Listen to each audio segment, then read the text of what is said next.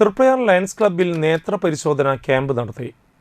Triprayar lions ക്ലബ്ബിൻ്റെ 356ാമത്തെ ക്യാമ്പാണ് നടന്നത്. Cochin I ഫൗണ്ടേഷനുമായി സഹകരിച്ചാണ് camp നടക്കുന്നത്. എല്ലാ മാസവും 2ാമത്തെ ഞായറാഴ്ചയാണ് ക്യാമ്പ് നടന്നുവരുന്നത്. 64 പേർ പങ്കെടുത്ത ഐ ക്യാമ്പിൽ 31 പേരെ ശസ്ത്രക്രിയയ്ക്ക് വിധേയരാക്കുമെന്ന് ക്ലബ് സെക്രട്ടറി CR ഗണേഷ് അറിയിച്ചു. നേത്രപരിശോധന കൂടാതെ ബ്ലഡ് പ്രഷറും പ്രമേഹ രോഗ നിർണയവും നടത്തിവരുന്നുണ്ട്.